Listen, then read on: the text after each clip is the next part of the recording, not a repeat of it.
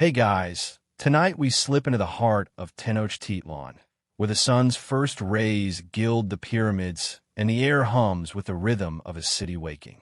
You're standing on a stone balcony, the morning breeze carrying whiffs of roasted maize and smoky chilies from the palace below.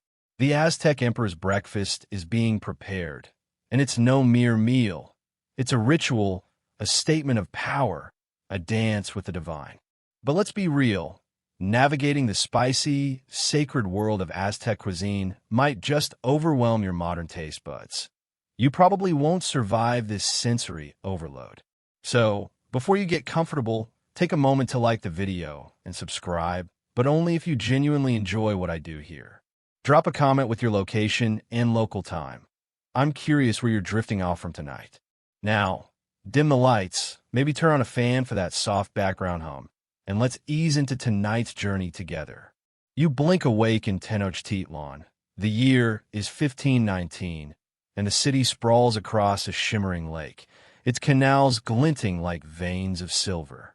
Your bare feet press against cool stone as you lean over the balcony, peering at the marketplace below. Vendors hawk maize, beans, and strange fruits, their voices blending with the squawk of caged turkeys. The palace, where you've somehow landed, is a maze of courtyards and chambers, and the emperor, Moctezuma to himself, is about to dine. You're not here for a quick taco. You're about to witness a meal that binds gods, kings, and the cosmos. The Aztecs believed food fueled not just the body but the universe, and breakfast was the day's first offering to that cycle. You wander closer to the kitchens, your nose twitching at the sharp tang of chili smoke. The emperor's meal isn't just about hunger, it's a performance. Maize, the lifeblood of the empire, is being ground into fine dough, while cacao beans are whipped into a frothy drink for the gods, and the king, lucky guy. You pause, noticing the precision of it all. Every ingredient, every gesture is steeped in meaning. Historians still argue whether these lavish breakfasts were purely for show or a genuine spiritual act. Did Moctezuma eat to honor the gods or to flex his wealth? Either way, you're caught in the spectacle, your stomach rumbling as you imagine tasting something so sacred it might just zap you to another plane. Let's talk quirky. The Aztecs sometimes flavor their food with crushed insects. Yep, tiny critters for that extra crunch. You grimace, but to them, it was a delicacy like sprinkling bacon bits on your salad. You're not eating yet, though. You're still soaking in the scene. The palace hums with servants, their hands swift as they prepare platters under the watchful eyes of priests. The sun climbs higher, painting the city gold, and you feel the weight of this moment. Breakfast here isn't just a meal.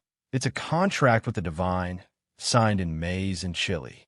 You smirk, wondering if your morning cereal could ever carry this much drama. You drift toward the main courtyard, where the emperor will soon appear. The air feels alive, charged with anticipation, and you're starting to get why this city was the envy of Mesoamerica. Tenochtitlan's grandeur, its floating gardens, its towering temples, makes your hometown feel like a sleepy suburb. A servant passes, balancing a clay pot of steaming tamales, and you catch a whiff of something earthy, maybe wrapped in corn husks. You're tempted to sneak a bite, but you're no fool. Stealing from the emperor's table might land you in a very bad ritual.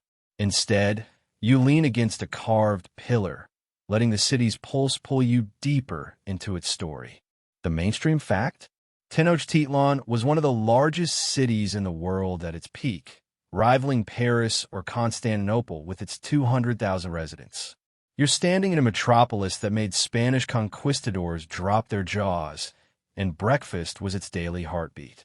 You glance at the horizon, where the volcanoes Popocatépetl and Iztaccíhuatl loom, their snowy peaks framing this surreal morning.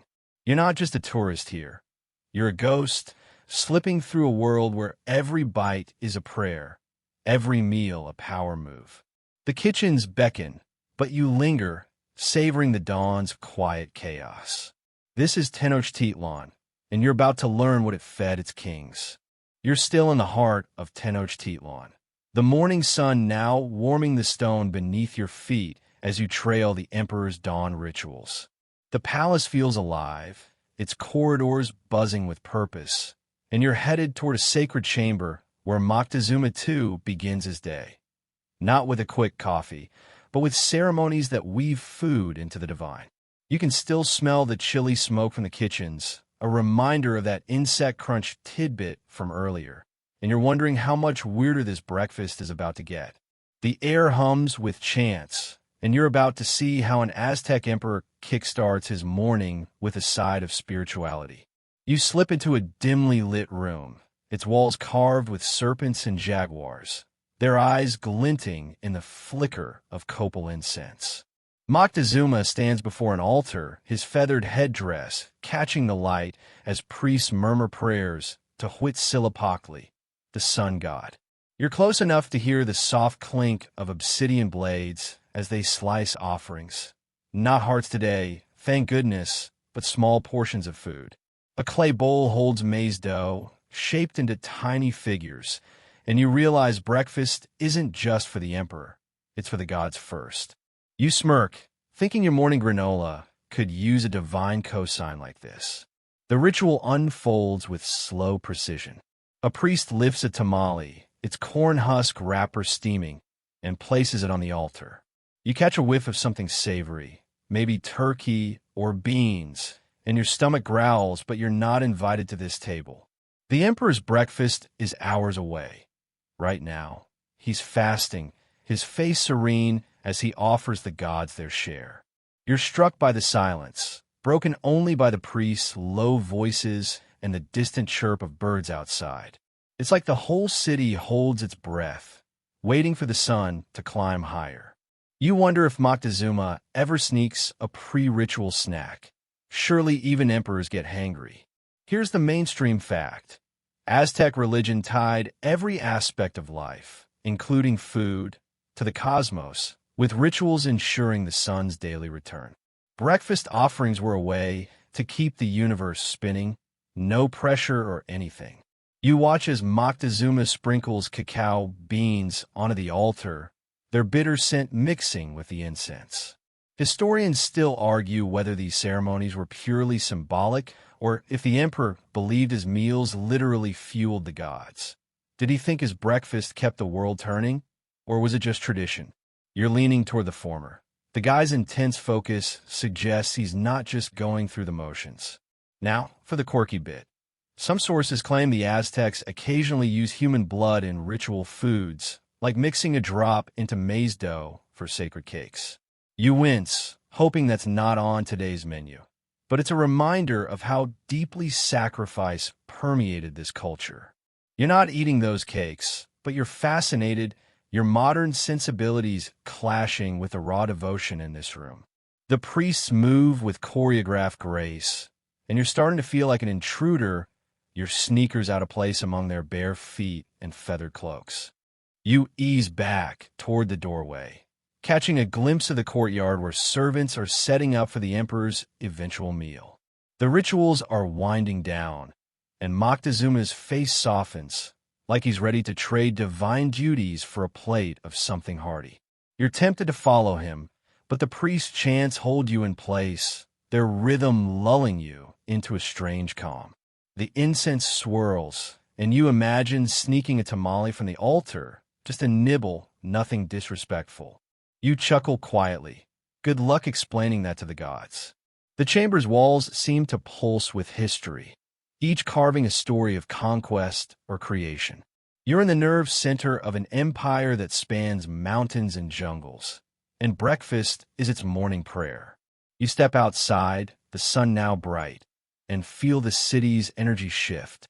The marketplace hums louder, canoes glide through canals, and you're itching to see what's cooking in the kitchens. But for now, you linger, letting the ritual's weight settle over you. This is no ordinary morning, and you're no ordinary guest. You're witnessing the sacred prelude to an emperor's feast. You're still weaving through the vibrant pulse of Tenochtitlan, The morning sun climbing higher as you leave the sacred chamber behind, its incense still clinging to your senses. The chants of priests fade, replaced by the rhythmic slap of hands shaping dough in the palace's bustling heart. You're drawn to the scent of maize, earthy, warm, and everywhere, like the city's own heartbeat. Today, you're diving into the sacred staple that fuels the Aztec world, from emperors to farmers, and it all starts with the humble corn kernel. Remember that blood-in dough quirk from the rituals? Yeah, you're hoping the breakfast version skips that ingredient. You step into a shaded courtyard where women kneel around flat stone metates, grinding maize with a steady, almost hypnotic rhythm. The kernels, some white, some deep blue, crunch under their manos, turning into fine flour that dusts the air like soft snow. You crouch closer, feeling the grit of stone and the faint heat of their labor. These women are crafting the base for tortillas, tamales, and atole, a warm maize porridge the emperor might sip before his day kicks off. You imagine dipping a finger in that porridge, but one stern glance from a worker reminds you to keep your hands to yourself. The process is mesmerizing, but it's no quick cereal run. Each kernel was soaked in lime water overnight to soften its hull, a trick the Aztecs mastered to make maize more nutritious. You're impressed. Your microwave popcorn habit feels lazy by comparison.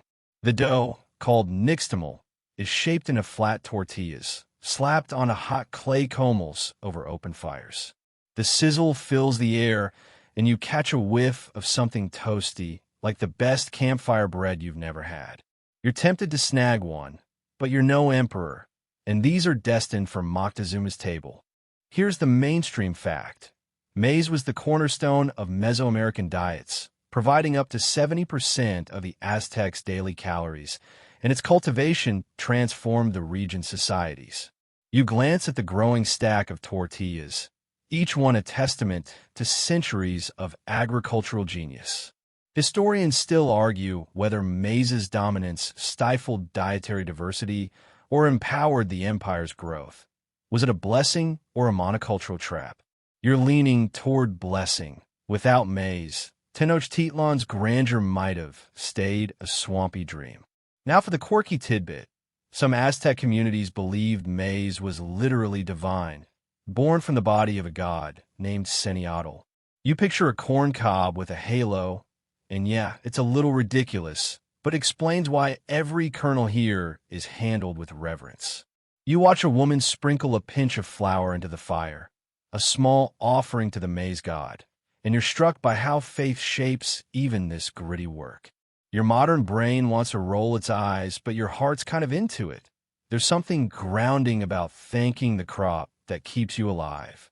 You wander closer to the comal, the heat prickling your skin as tortillas puff up, their edges curling like tiny smiles.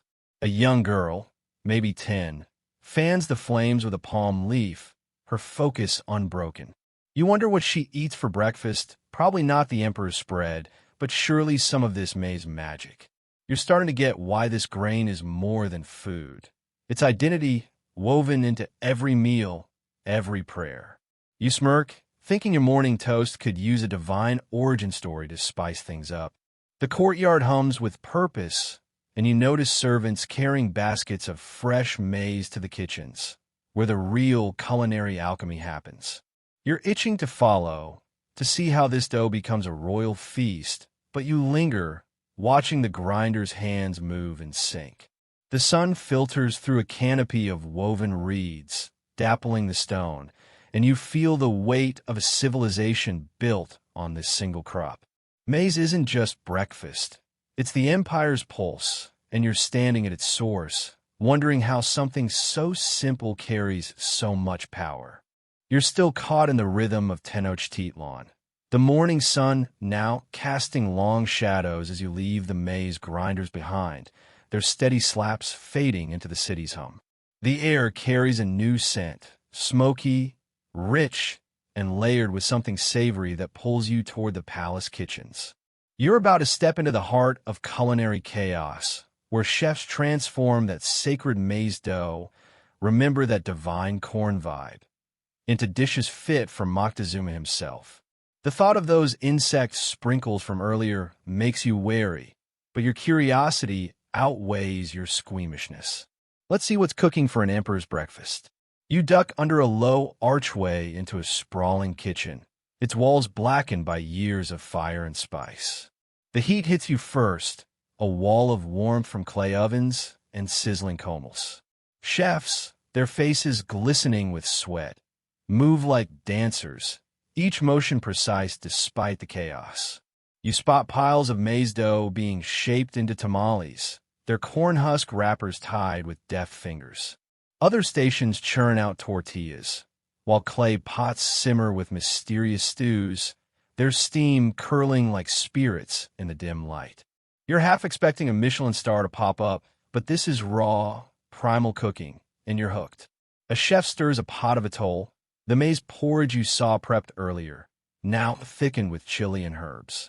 You lean closer, catching a whiff of something earthy, maybe amaranth mixed in for texture.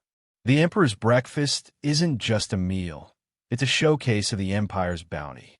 You notice baskets of fresh produce, bright red tomatoes, glossy avocados, and spiky nopales, stacked against the walls. Servants rush past, balancing trays of roasted turkey and fish, their aromas making your mouth water. You joke to yourself that this spread could rival a Vegas buffet, minus the neon lights. Here's the mainstream fact. Aztec cuisine was incredibly diverse, incorporating hundreds of ingredients from across Mesoamerica, thanks to the empire's vast tribute system. You watch a chef grind chilies into a vibrant sauce, his stone molkajit scraping rhythmically. Historians still argue whether the complexity of royal meals reflected genuine culinary passion or just political flexing. Did Moctezuma savor his food, or was it all about impressing allies? You're betting on a bit of both. The care in this kitchen feels too intense for mere show. Now for the quirky tidbit. Some dishes might include axolotls, those weirdly cute salamanders from Lake Texcoco, roasted or stewed for a protein kick. You grimace, picturing their googly eyes on a plate, but to the Aztecs, they were just another delicacy. You're not signing up for that tasting menu, but you respect the hustle. Waste not, want not, right? The chef catches you staring and offers a knowing nod, like he's used to wide-eyed visitors. You smile back, hoping he doesn't offer you a sample. You weave through the kitchen, dodging a servant carrying a tray of steaming tamales. The variety is dizzying. Some are stuffed with beans, others with shredded meat or even flowers, their petals adding a subtle sweetness. You're struck by the artistry, each dish a balance of flavor and symbolism. A priest lingers in the corner, inspecting a batch of tamales destined for the gods, and you remember that breakfast here is never just food, it's a bridge to the divine. You chuckle, wondering if your morning smoothie could ever carry this much cosmic weight. The kitchen's energy is infectious, but it's also overwhelming, like stepping into a culinary tornado. You pause by an open window, the breeze cooling your face as you watch canoes glide through the canals outside, likely delivering more ingredients. The city's pulse feels tied to this room, where maize meets fire and tradition meets power.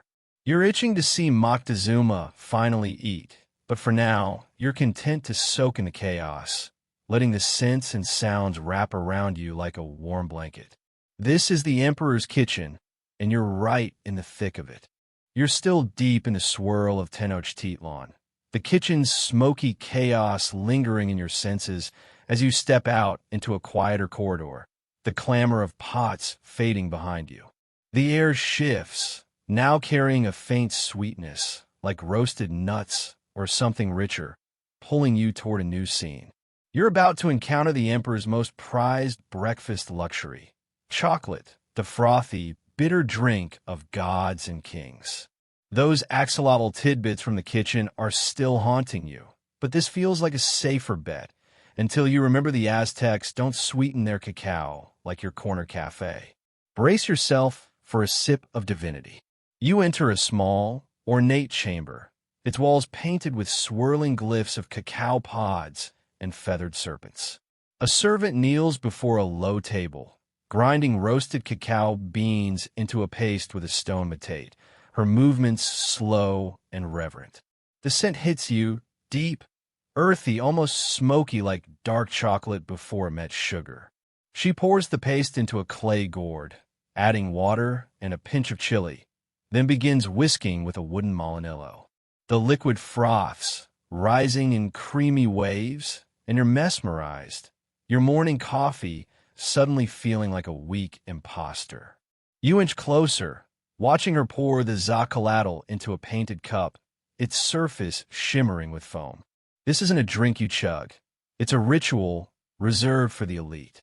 Moctezuma, you're told, sips this before major decisions, believing it sharpens his mind and honors the gods. You imagine taking a gulp, the bitterness hitting like a punch, followed by a slow burn from the chili. You smirk, thinking your barista would quit if you ordered this at 7 a.m. The servant glances up, her eyes calm but firm, and you realize this drink is as sacred as those maize offerings you saw earlier. Here's the mainstream fact. Cacao is so valuable in Aztec society that beans were used as currency. You could buy a turkey for 100 beans or a tamale for just one. You stare at the gourd, wondering how many beans went into this single cup, and suddenly your wallet feels light. Historians still argue whether cacao's elite status was purely economic or tied to its spiritual role. Did Moctezuma drink it for prestige, or because he believed it connected him to Quetzalcoatl, the god linked to cacao? You're guessing it's both. The guy doesn't seem like he'd waste a sip. Now for the quirky tidbit. Some Aztecs spiked their zacatl with hallucinogenic flowers, like tloxquitl, for a mild buzz during rituals. You raise an eyebrow, picturing Moctezuma tripping lightly at breakfast, but you're not sure you trust a psychedelic smoothie to start your day.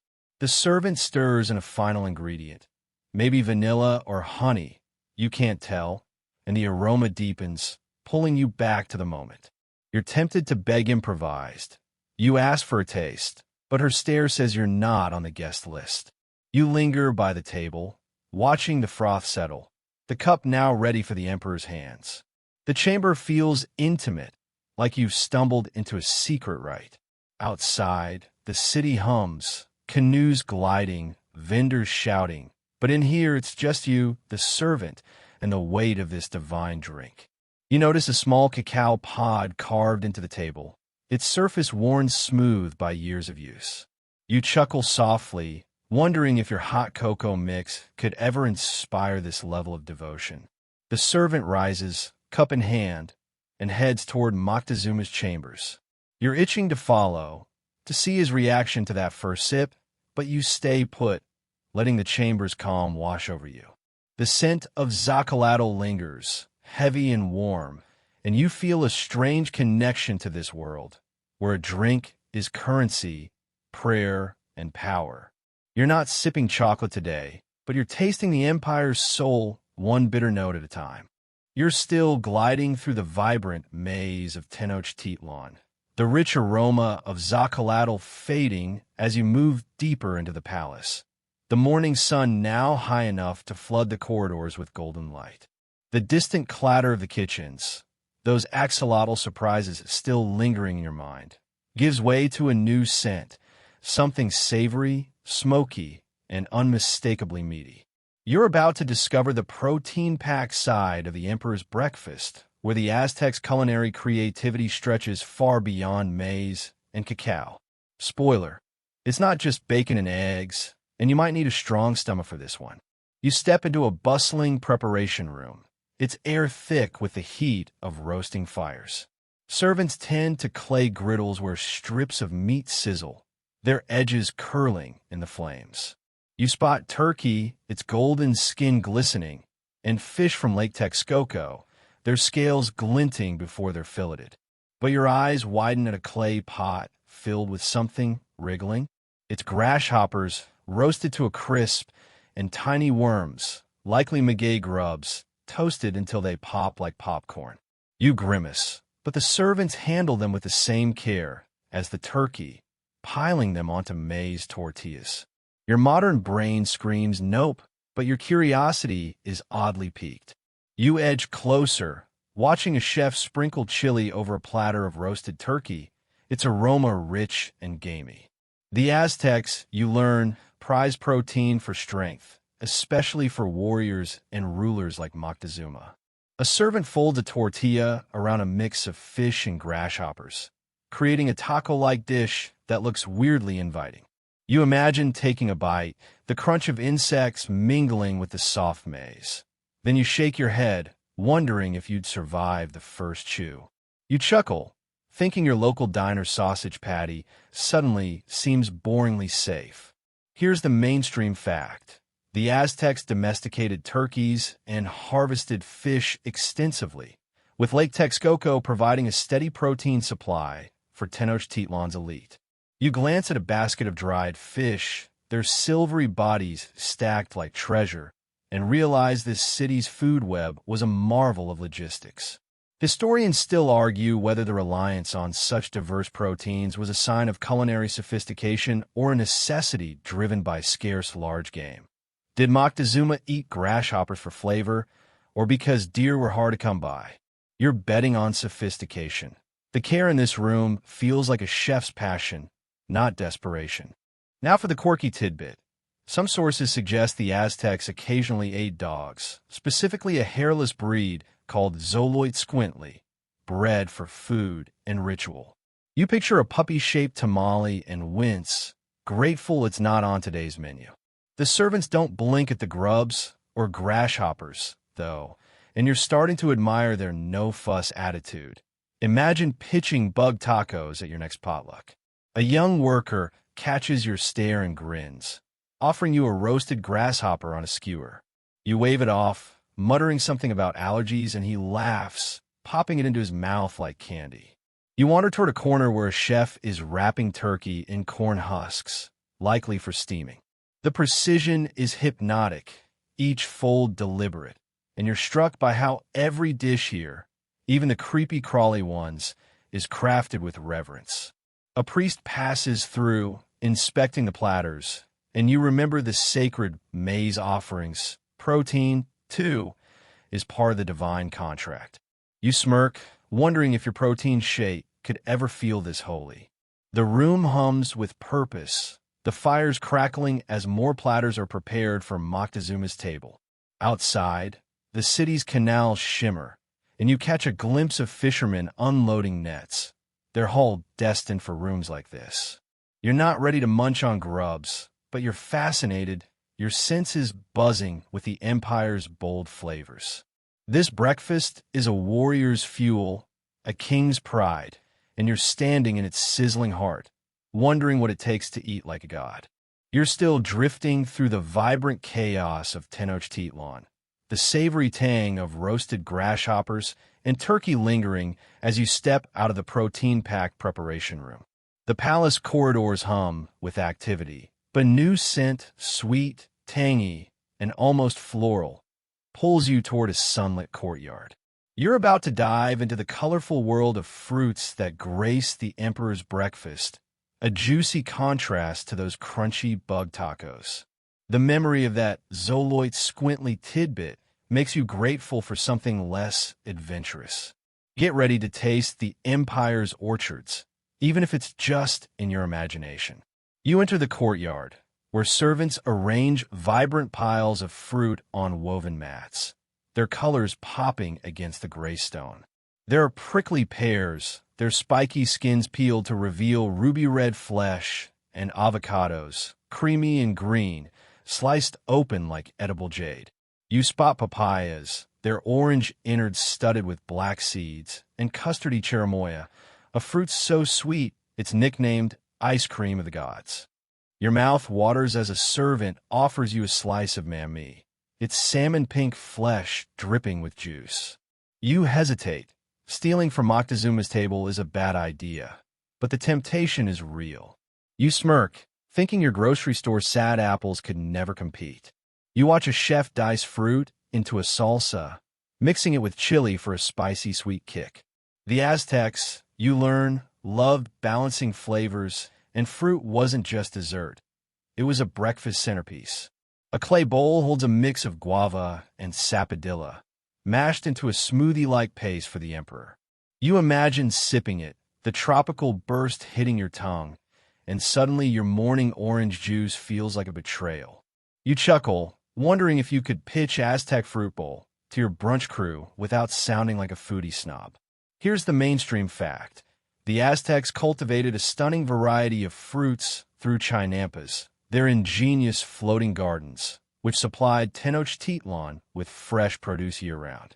You glance at the canal outside, where canoes unload baskets of nopales and papayas, and marvel at the city's agricultural genius. Historians still argue whether fruit was a luxury for the elite or a staple for all. Did Moctezuma hog the best avocados, or were they shared with the masses? You're guessing he got first pick. The gleam in that servant's eye as she handles a cherimoya screams, royal exclusive. Now for the quirky tidbit. Some Aztecs believed certain fruits, like avocados, were aphrodisiacs. Their name, ahuacotl, doubling as slang for something very un-PG. You stifle a laugh, picturing Moctezuma winking over his breakfast bowl, but the servants' serious faces keep you in check. A young worker slices a prickly pear with a flint knife, her hands steady despite the spines, and you're impressed by the skill. You're not eating yet, but you're soaking in the vibrancy, each fruit a burst of the empire's lush landscapes. You linger by the mats, watching a servant arrange a platter with geometric precision, the fruits laid out like a mosaic. A priest inspects the spread, nodding approval, and you remember the sacred maize and cacao. This fruit, too, ties the emperor to the gods. You pause, running your fingers over a carved stone bench, its surface etched with vines. You joke to yourself that your smoothie blender could use a divine upgrade to match this setup. The courtyard buzzes softly, the sun warming your skin as you hear the distant splash of canal boats. You're itching to see Moctezuma finally dig into this feast, but for now, you're content, surrounded by colors and scents that feel like a love letter to the land. These fruits aren't just breakfast, they're the empire's heartbeat, and you're standing in its juicy core, wondering how nature crafted something this perfect. You're still wandering the vibrant sprawl of Tenochtitlan, the sweet tang of prickly pears and avocados fading as you leave the fruit-filled courtyard behind.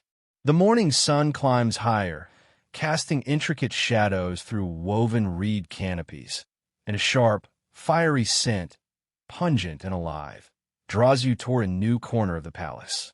You're about to uncover the spices and seasonings that transform the emperor's breakfast into a flavor explosion, far beyond those aphrodisiac avocados you were chuckling about. Brace yourself. This is where Aztec cuisine gets its legendary kick, and your modern palate might need a moment to catch up. You step into a small, bustling chamber, its walls lined with clay jars and woven baskets brimming with dried chilies, herbs, and mysterious powders. The air stings your nose with the heat of ancho, guajillo, and chipotle chilies, their deep reds and smoky browns glowing in the sunlight. A servant grinds a handful of chilies in a stone molkajit, the scraping rhythm blending with the soft hum of voices. You catch a whiff of something floral, maybe epazote or Hoja Santa, mixed with the earthy bite of allspice. Your eyes water, and you smirk, thinking your hot sauce collection would bow down to this arsenal. You watch a chef blend a chili paste with achiote, its vibrant orange staining her fingers like sunset. This isn't just seasoning, it's alchemy, turning simple maize and turkey into dishes that sing. A clay pot simmers nearby, its contents bubbling with a sauce of tomatoes, chilies, and herbs destined for Moctezuma's tamales. You imagine dipping a tortilla in it, the heat hitting first, then a slow bloom of flavor. Your spice tolerance is decent, but this might send you running for that frothy zacatl from earlier. You chuckle, wondering if the emperor ever broke a sweat over his breakfast. Here's the mainstream fact. Chilies were a cornerstone of Aztec cuisine, used not just for flavor, but for their medicinal properties, believed to aid digestion and boost vitality. You eye a basket of fresh jalapenos, their green skins glossy, and realize this was a culture that worshipped heat in every sense. Historians still argue whether the heavy use of spices in elite meals was about taste or status. Did Moctezuma love the burn, or was he flexing his access to rare ingredients? You're betting on taste. The precision in this room feels like a chef's obsession, not just a power play. Now for the quirky tidbit. Some Aztecs used a seasoning called tranquils, ground-up roasted worms, to add a nutty depth to sauces. You wince, flashing back to those grasshopper tacos, and hope that's not in today's mix. The servant catches your expression and laughs, tossing a dried chili your way. You catch it, its brittle skin crackling, and pretend to consider taking a bite. Yeah, right? You're not that brave, but you're fascinated by how these spices weave the empire's landscapes into every dish, from jungle herbs to highland chilies. You linger by the molkajit, watching the servant pound vanilla pods into a paste, their sweet aroma cutting through the heat. A priest enters, inspecting a jar of dried flowers, and you're reminded of the sacred maize and fruit offerings. Spices, too, are divine gifts here. You run your fingers along a carved wooden shelf, its edges worn smooth, and joke to yourself that your paprika shaker could use a holy makeover. The chamber hums with purpose, each jar a story of trade and conquest. Outside, the city's canals glint, and you hear the distant call of a vendor hawking herbs. You're itching to see these spices meet the emperor's plate, but for now, you're content, surrounded by scents that bite and soothe in equal measure. These seasonings aren't just flavor. They're the empire's fire, and you're standing in its glowing heart, wondering how a single sauce can carry so much soul. You're still weaving through the vibrant pulse of Tenochtitlan, the fiery sting of chilies and herbs lingering in your nose as you leave the spice-filled chamber behind. The morning sun now bathes the palace in a warm glow, and you're drawn toward a grand hall where the clatter of clay plates and the murmur of voices signal something big. You're about to witness the emperor's breakfast as more than a meal. It's a political chess game, where every tamale and chili sauce strengthens alliances. Those chinquil worms are still making you shudder, but this scene promises power plays tastier than any seasoning. You step into the hall, its walls adorned with vibrant murals of jaguars and feathered gods, the air heavy with the aroma of roasted turkey and frothy zacatl. Moctezuma sits at a low table, his feathered headdress glinting as nobles and emissaries kneel around him, their eyes sharp with ambition. Servants glide silently, placing platters of tamales, fruit salsas, and chili-dusted tortillas before the guests. You notice the emperor barely touches his food, his focus on a visiting lord from Texcoco, who's tearing into a turkey leg with calculated enthusiasm. You smirk, thinking this breakfast is less about eating and more about who's watching. You linger by a carved pillar, watching the dance of diplomacy unfold. Each dish is a message. The rare cherimoya fruit signals wealth. The intricate tamales showcase culinary might. A noble offers Moctezuma a sip of zacatl, a gesture of loyalty, and you realize every bite here is a contract. You imagine trying to keep up, your modern small talk about weather crumbling under the weight of these steaks. You chuckle, wondering if your office potluck could ever double as a geopolitical summit. Here's the mainstream fact. Aztec rulers used lavish feasts to reinforce political ties, with tribute from vassal states supplying exotic ingredients for displays of power. You eye a platter of fish from distant coasts, proof of the empire's reach, and marvel at the logistics behind this spread. Historians still argue whether these breakfasts were genuine bonding rituals or thinly veiled intimidation. Did Moctezuma host to unite, or to remind everyone who's boss? You're leaning toward intimidation, The emperor's calm stare as he offers a prickly pear to a nervous emissary feels like a velvet glove over an iron fist. Now for the quirky tidbit. Some sources claim the Aztecs served decoy dishes, platters that looked edible but were purely decorative, to test guests' restraint. You spot a suspiciously perfect pile of tortillas, untouched by anyone, and wonder if it's a trap. The idea of failing a breakfast etiquette test makes you laugh. Imagine grabbing a fake tamale and earning a roomful of side-eyes. A servant refills a noble's zacatl, her movements precise, and you're struck by the tension beneath the feast's opulence. You ease closer, catching snippets of conversation about tribute and military campaigns. The emperor gestures to a bowl of avocado salsa, urging a guest to try it, and you sense the subtext. Loyalty earns rewards. The hall hums with calculated warmth, every smile a strategy. You remember the sacred maize offerings and spicy sauces. This meal, too, is a ritual binding the empire's elite. You joke to yourself that your morning bagel could use a side of political intrigue to spice things up. The sun streams through high windows, casting patterns on the stone floor, and you feel the weight of this moment. Outside, the city buzzes, canoes gliding, vendors shouting. But in here, breakfast is a battlefield of wit and power. You're itching to see how the emperor navigates the rest of this feast. But for now, you're content, soaking in the drama of a meal where every bite seals a deal. This is Moctezuma's table, and you're watching an empire feast with purpose.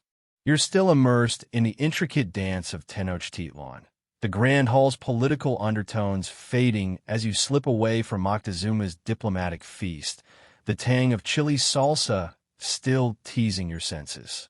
The palace hums with purpose, and you're drawn down a quieter corridor where the clink of clay and the shuffle of feet signal a different kind of work.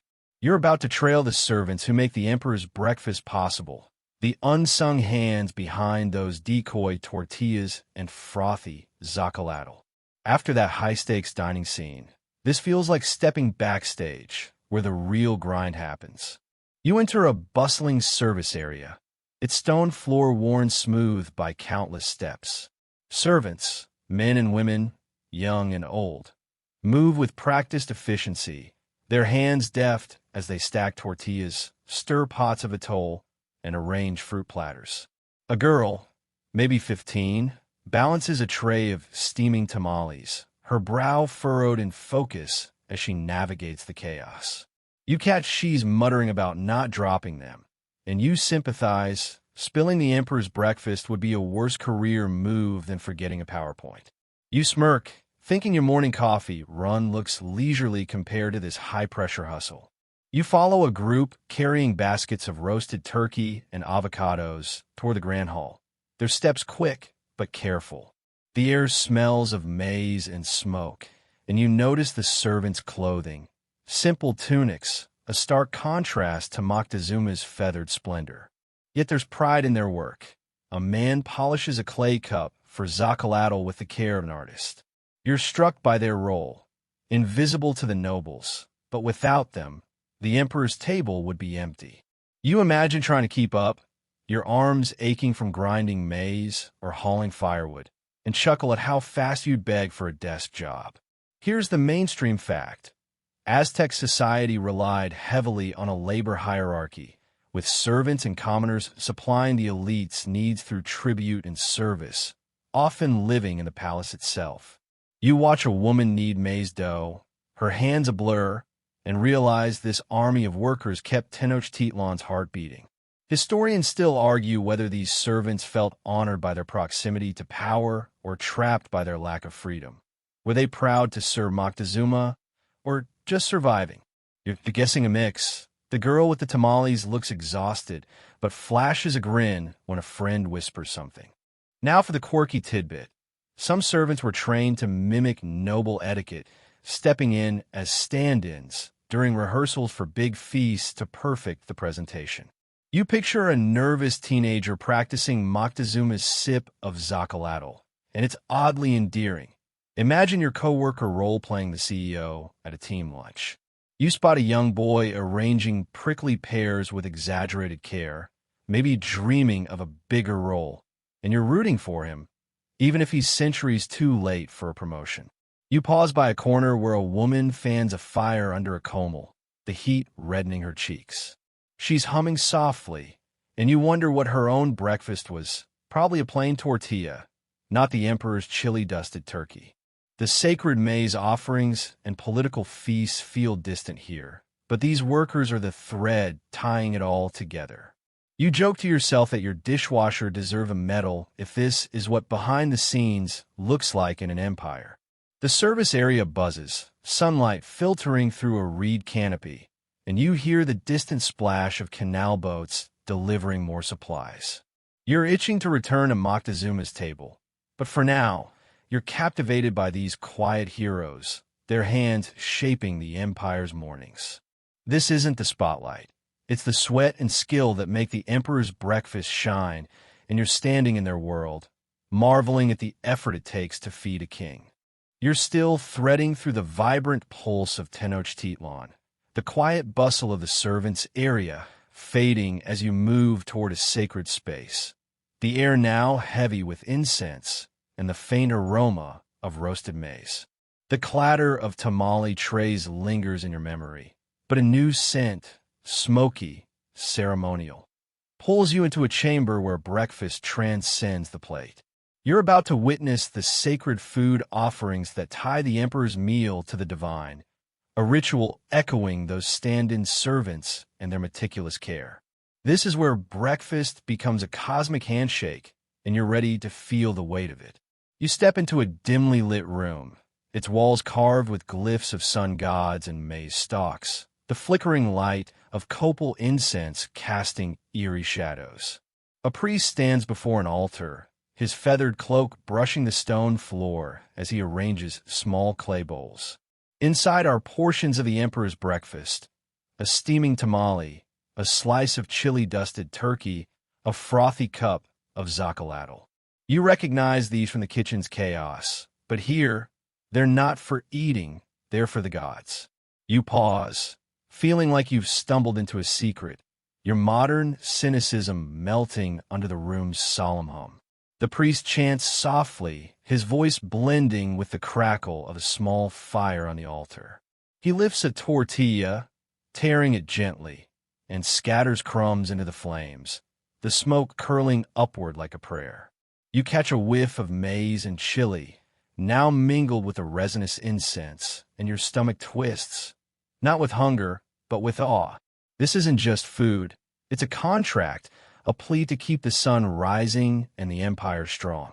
You imagine trying to explain this to your friends, your avocado toast suddenly feeling like a cosmic letdown. You smirk, thinking even your best brunch spread couldn't appease a deity. Here's the mainstream fact. Aztec religion required daily offerings, including food, to sustain the gods and maintain cosmic balance, with priests acting as intermediaries. You watch the priest place a prickly pear beside the tamale, its red flesh glowing, and realize this ritual is as vital as Moctezuma's feasts. Historians still argue whether these offerings were purely symbolic or believed to literally feed the gods. Did the Aztecs think Huitzilopochtli munched on tortillas, or was it about spiritual energy? You're leaning toward the latter. The priest's focus feels too intense for mere theater. Now for the quirky tidbit. Some offerings included food made of inedible materials, like dough shaped from dirt or ash, as symbolic stand-ins for the real thing. You spot a tiny maize figure on the altar, its texture oddly dull, and wonder if it's one of these fakes.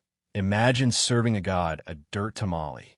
You stifle a laugh, but the priest's stern glance keeps you in check. He pours a few drops of zacatl onto the fire, the sizzle sharp, and you're pulled back into the ritual's gravity. You linger by the altar, the incense swirling around you like a soft embrace. A servant enters, delivering a fresh bowl of avocado salsa, and you're reminded of the workers' tireless hands. This food, so carefully crafted, isn't for Moctezuma's allies or even his stomach. It's for the divine, a bridge between earth and sky. You joke to yourself that your microwave dinners could use a sacred upgrade, maybe a quick prayer to the pizza gods. The chamber hums with quiet power, the city's distant buzz, canoes gliding, vendors calling, barely audible. You're itching to see the emperor finally eat, but for now, you're caught in this sacred pause, where breakfast fuels not just a king, but the cosmos itself. These offerings are the empire's heartbeat, and you're standing in their glow, wondering how a single tamale can carry so much eternity. You're still drifting through the sacred haze of Tenochtitlan, the incense and charred maze of the offering chamber lingering as you step back into the palace's bustling rhythm. The morning sun now hangs high, its light glinting off the canals outside, and you're drawn toward the city's humbler edges, with a scent of simpler cooking, grilled tortillas, maybe a hint of beans, cuts through the royal opulence. You're about to compare the emperor's lavish breakfast to the everyday meals of Aztec commoners, a reality check after those dirt dough offerings. Moctezuma's feast is divine, but what fuels the people who keep this empire running? You wander into a residential quarter. Its adobe homes clustered along a canal, their flat roofs dotted with drying maize. A woman kneels by a small fire, patting maize dough into tortillas on a clay comel, the sizzle a softer echo of the palace kitchens. Nearby, her children nibble on plain tamales, their filling just beans or maybe a scrap of fish. You catch a whiff of something mild. No chilly fireworks or frothy zacatl here. The contrast hits you. While Moctezuma sips cacao with nobles, these folks make do with what the land and their labor provide. You smirk, thinking your instant oatmeal might fit right in. Basic, but it gets the job done. You linger by the fire, watching the woman flip a tortilla with practiced ease. Her meal is sparse, but there's care in it. The maize ground fresh, the beans simmered overnight. Commoners, you learn, rely on maize, beans, and squash, the three sisters of Mesoamerican diets, stretched with whatever's at hand. No palas, wild herbs, or the occasional turkey if they're lucky. No grasshoppers or cherimoya here. Those are for the elite. You imagine biting into a plain tortilla, its earthy warmth comforting despite the lack of flair, and suddenly your fast food breakfast feels a little hollow. Here's the mainstream fact. Commoners in Aztec society ate a diet centered on maize-based staples, with protein and luxury ingredients like meat or cacao largely reserved for the elite. You glance at a basket of dried beans, their simplicity a stark contrast to the palace's avocado salsas, and realize this divide fueled Tenochtitlan's hierarchy. Historians still argue whether commoners resented this inequality or accepted it as divine order. Did they dream of Moctezuma's feasts or take pride in their own resilience? You're guessing a bit of both. The woman's steady hand suggests she's too busy surviving to stew over royal menus. Now for the quirky tidbit. Some commoners chewed chia seeds mixed with lime water as a quick breakfast energy gel, believing it gave them stamina for long days. You picture a gritty, tart paste and wince. Your energy bars seem downright decadent. A boy nearby munches a chia-stuffed tamale, his face content, and you're oddly jealous of his no-fuss meal. You're not trading your coffee for chia sludge, but you respect the ingenuity, a reminder of how resourcefulness shapes these lives. You ease closer, the fire's warmth brushing your skin as the woman offers a tortilla to a neighbor, their laughter soft but genuine. The sacred offerings and political feasts feel worlds away, yet maize ties it all together.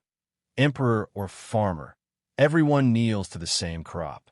You chuckle, wondering if your cereal box could ever inspire this kind of unity. The canal glints nearby, canoes gliding with market goods, and you sense the city's pulse in these small acts of sustenance. The quarter hums with quiet life, children playing, a man mending a fishing net. You're itching to return to Moctezuma's world, but for now, you're grounded here, where breakfast is survival, not spectacle. These simple meals are the empire's backbone, and you're standing in their warmth, marveling at how a plain tortilla can carry so much heart. You're still weaving through the lively tapestry of Tenochtitlan, the humble warmth of the commoners' tortillas fading as you leave their canal-side homes behind. The midday sun now blazes, reflecting off the lake, and you're drawn toward the city's edges, where lush fields and floating gardens hum with labor. You're about to visit the farms that supply the emperor's breakfast, the unseen roots of those chia-slurping commoners and Moctezuma's lavish spreads. After tasting the divide between royal feasts and simple tamales, it's time to see the sweat and soil that make it all possible. You step onto a narrow causeway, the city skyline of pyramids receding as you reach the Chinampas, ingenious floating plots anchored in Lake Texcoco shallows. The air smells of wet earth and green maize stalks, their tassels swaying in the breeze.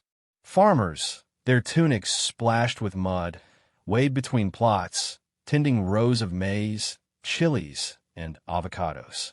You spot a man harvesting nopales, his hands deft despite the spines, and another pulling fish from a canal netted off for farming. You're struck by the genius of it. Land sculpted from water, feeding a metropolis. Your supermarket produce aisle feels like a lazy shortcut now. You crouch by a chinampa, watching a woman plant maize kernels with a pointed stick, her movements precise as a ritual. These fields, you learn, yield the sacred maize for Moctezuma's tortillas, the chilies for his sauces, and the fruits for his salsas. But it's grueling work, dredging mud, hauling water, battling pests. You imagine joining in, your back aching after 10 minutes, and smirk, thinking your grocery cart deserves a medal for sparing you this grind. The farmers don't pause, though. Their labor is the empire's pulse, and every kernel is a victory. Here's the mainstream fact. The Chinampas were a marvel of Aztec engineering, producing multiple harvests yearly and sustaining Tenochtitlan's 200,000 residents with minimal land. You gaze across the patchwork of green, canoes gliding between plots with baskets of produce, and marvel at the scale. Historians still argue whether this system was sustainable long-term or strained by the empire's growing demands. Could the Chinampas have fed Tenochtitlan forever, or were they maxed out? You're leaning toward sustainable. Now for the quirky tidbit.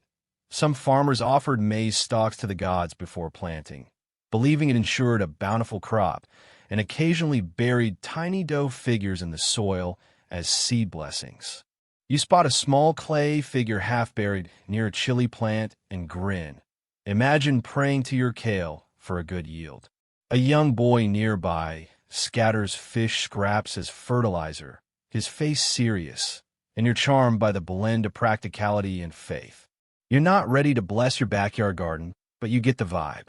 You wander along the Chinampa's edge, the water lapping at your feet as a farmer loads avocados into a canoe bound for the palace. The sacred offerings, spicy sauces, and royal feasts all start here, in this muddy, vibrant cradle. You chuckle, wondering if your takeout salad could trace its roots to a place this alive. The sun beats down, and you hear the distant hum of the city, vendors, priests, nobles, all fed by these fields. The Chinampas buzz with quiet purpose, dragonflies darting over the water. You're itching to see Moctezuma's breakfast come together, but for now you're rooted here where the empire's bounty begins. These fields are the foundation of every tamale, every sip of zacatl, and you're standing in their fertile heart, marveling at how soil and sweat feed a king's morning. You're still wandering the vibrant edges of Tenochtitlan, the muddy richness of the Chinampas fading as you return to the palace, the city's pulse drawing you back to its heart. The afternoon sun softens, casting golden light through carved arches, and you're pulled toward a storyteller's corner, where a priest's low voice weaves tales of divine meals. You're about to dive into the myths and lore surrounding the emperor's breakfast, a dreamy shift from those maize-blessing farmers. After tracing the empire's food from field to table, it's time to explore the stories that make every bite a legend. You settle on a stone bench in a quiet courtyard where a priest addresses a small crowd, his hands tracing shapes in the air.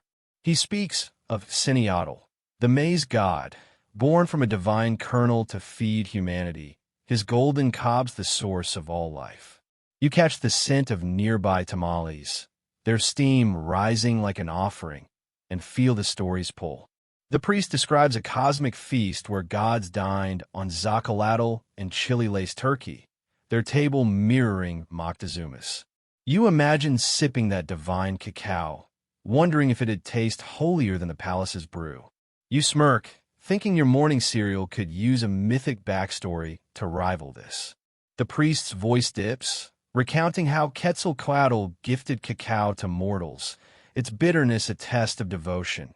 "You'll earn your sweetness," he said, probably with a godly eye roll. You chuckle softly, catching a listener's amused glance. The tale shifts to a mythical breakfast where the sun god Huitzilopochtli demanded maize dough shaped like stars, baked to fuel his daily climb. You picture star-shaped tortillas, crunchy and sacred, and suddenly your toaster waffles feel like a cosmic betrayal. The crowd leans in, their faces rapt, and you're swept up, the line between myth and Moctezuma's table blurring. Here's the mainstream fact. Aztec mythology deeply influenced daily life, with gods like Cineotl and Quetzalcoatl shaping rituals around food, especially maize and cacao. You glance at a carved relief of a maize stalk on the wall, its curves echoing the priest's words, and realize these stories were the empire's glue.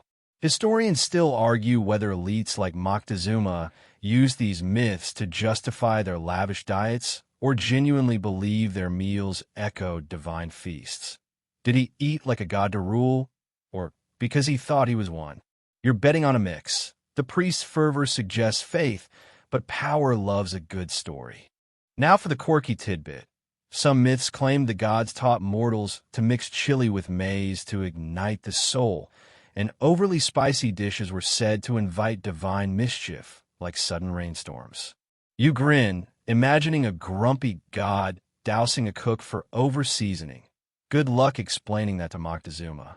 A child in the crowd giggles as the priest mimics a god choking on chili, and you're charmed by the playful edge to these cosmic tales. You're not ready to blame your spicy takeout for bad weather, but you love the whimsy. You linger as the priest describes a final myth. A divine tamale so perfect it convinced the moon to share the sky. The crowd murmurs, and you feel the courtyard's magic, the stories tying every tortilla, every sip of zacatl to the heavens. You recall the Chinampa's labor and the servant's care. Those grounded efforts now feel like chapters in this celestial saga. You joke to yourself that your protein shake could use a god's endorsement to feel this epic. The sun dips, painting the courtyard in warm hues, and the city's hum, canoes gliding, vendors calling, blends with the priest's fading voice. You're itching to see Moctezuma's breakfast conclude, but for now, you're wrapped in these myths where every bite is a story. This lore is the empire's soul, and you're sitting in its glow, wondering how a simple meal can taste like eternity. You're still lingering in the mythic glow of Tenochtitlan, the priest's tales of divine tamales and chili-sparked gods fading as you drift back toward the palace's heart. The city's pulse now softened by the late afternoon light. The scent of maize and cacao lingers, tying you to the stories, fields, and feasts you've explored. You're about to reflect on the twilight of Aztec breakfast traditions, how the Spanish conquest shattered this world of sacred meals and Chinampa harvests. Those star-shaped tortilla myths still dance in your mind, but now you're facing the end of an era where Moctezuma's table meets its final dawn. You stand in a quiet hall, its murals of jaguars and maize gods dulled by time's shadow. You imagine Moctezuma here in 1521, his breakfast unchanged, tamales, zacatl, chili-dusted turkey, yet heavy with the weight of approaching doom. Spanish ships loom on the coast, their steel and strange gods poised to unravel Tenochtitlan's rhythm. You picture him sipping cacao, unaware that this bitter drink will soon be sweetened by foreign hands, renamed chocolate in distant courts. Your stomach twists, not from hunger, but from the loss you sense coming. You smirk, thinking your morning latte might outlast empires, but it's a hollow comfort. You wander to a balcony, gazing at the city's canals, where canoes still glide with avocados and maize. The conquest, you learn, didn't just topple temples, it reshaped food. May survive, but the sacred rituals, those dirt dough offerings, those divine myths, faded under crosses and cattle ranches. The Spanish marveled at chinampas, but introduced wheat, pigs, and sugar, diluting the Aztec palate. You imagine a commoner's tortilla, once a prayer, now just bread beside foreign stews. The emperor's feasts, once cosmic, became relics, their grasshopper tacos and cherimoya salsas lost to time.